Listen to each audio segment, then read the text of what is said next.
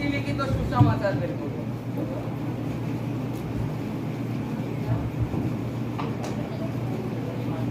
আবার এরপর ধন্যবাদের দিয়ে রয়েছে। হালেলুয়া। মথি লিখিত সুসমাচার 21:4। আমরা আওয়াজ কম করে যে যার মতো জোড়া জোড়া চলে যাব। হালেলুয়া।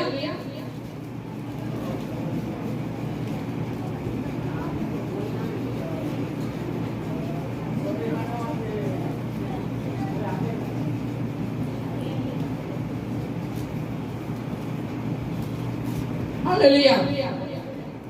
হালেলুয়া। পেয়েছি প্রত্যেকে?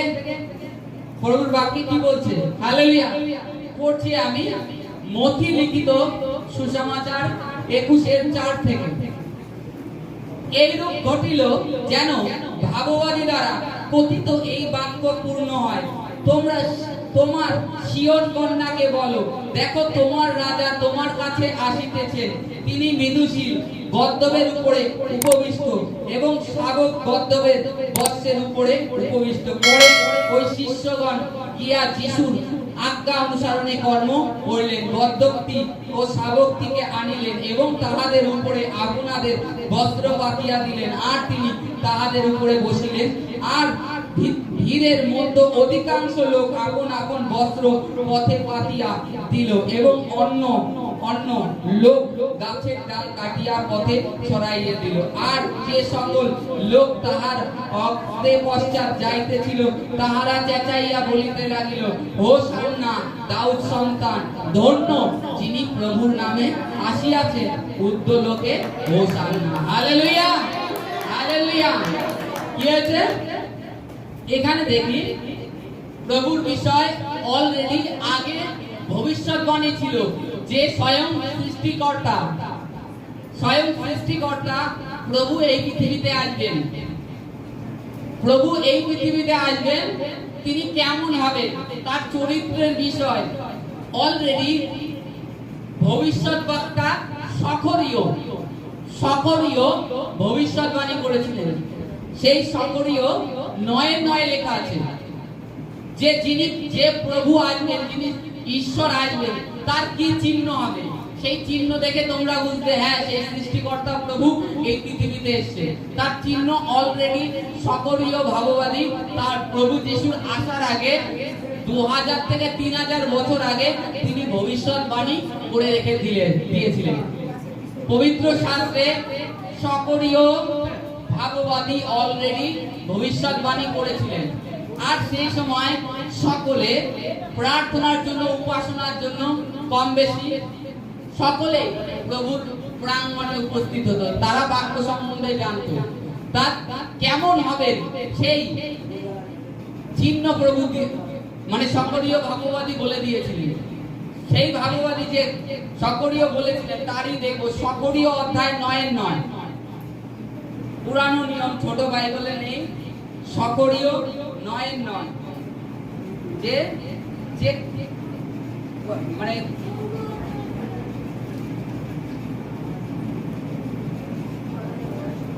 বের করতে হবে না, যারা ছোট বাইবেলে যেহেতু নেই আমি পড়ছি। হালেলুয়া। আমি পড়ছি। হালেলুয়া। সকরীয় 9:9। হে সিয়ন কন্যা, অতিশয় উল্লাস করো, হে জেরুসালেম কন্যা, জয়ধ্বনি করো, দেখো তোমার রাজা তোমার কাছে আসিতেছেন, তিনি ধর্মময়, পরিত্রাণ যুক্ত, তিনি নম্র, গর্দভে উপবিষ্ট, গর্দভবীর শাবকে উপবিষ্ট। আর আমি হালেলুয়া। এই অবধি কি? তিনি গর্দভের উপরে উপবিষ্ট, তিনি ধর্মময় ও পরিত্রাণ যুক্ত। আজকে আমরা জানি যখন রাজারা আসে তারা কিসে আসে? আগেকার দিনে ঘোড়া ব্যবহার করছে। আমরা জানি একমাত্র যে গাধা হচ্ছে শান্ত প্রাণী। ঈশ্বর তার স্বভাবটা প্রকাশ করলেন কি করে? তিনি গাধার পিঠে আসলেন, সেই চিহ্ন দিলেন। যেহেতু তিনি প্রেম,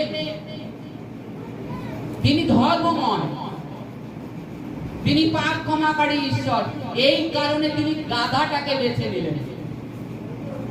আমরা কি এটা জানি যে রাস্তা থেকে জেরুসালেমে প্রভু যীশু খ্রিস্ট প্রবেশ করেছিল, যে গেট দিয়ে, সেই গেট প্রভুরই ভবিষ্যৎবাণীতে লেখা ছিলেন প্রভু ঢোকার পরে ওই পথ দিয়ে আর কেউ ঢুকবে না।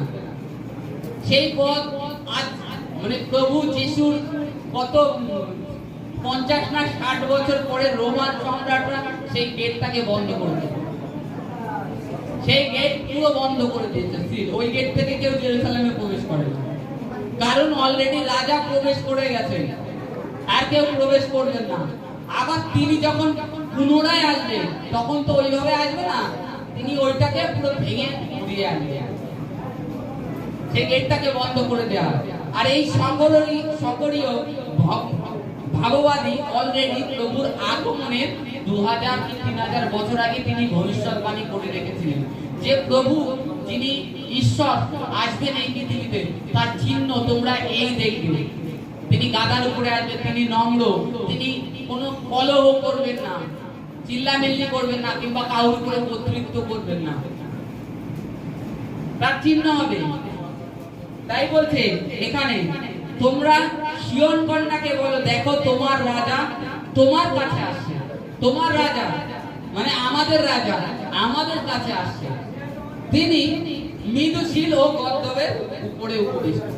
মৃদুশীল ও গর্দবের উপরে উপবিষ্ট। মৃদু মানে নম্র, শান্ত, আর গর্দবের উপরে বসে আছে, গাধার উপরে। তারপরে বলছে এবং এবং শাবক গর্দব বৎসরের উপরে উপবিষ্ট। পরে শিষ্যরা তখন প্রভুর এই বাক্য বুঝলেন। তারাই শিষ্যদেরকে প্রভু বলেছিলেন একটা গাধা খুলে নিয়ে আসে। তারা গাধা খুলে নিয়ে আসে। শিষ্যরা কি করে, তাদের যে জামা কাপড় ছিল সেইগুলো গাধার উপরে সুন্দর করে বেঁধে দিল।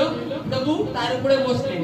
আর তখন তিনি পথ দিয়ে যখনই যেতে লাগলেন, তখন গ্রামের লোকজনরা যে দেখলো, হ্যাঁ সেই মসিহ উদ্ধারকর্তা আমাদের ইসরায়েলের জেরুসালেমে প্রবেশ করছে।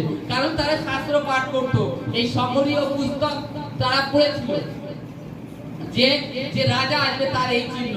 তখন তারা কি করলেন, যে যার মতন তাদের কাছে রাজা আসছে, রাজা আসলে কি করে, রাজার জন্য স্বাগতম জানায়।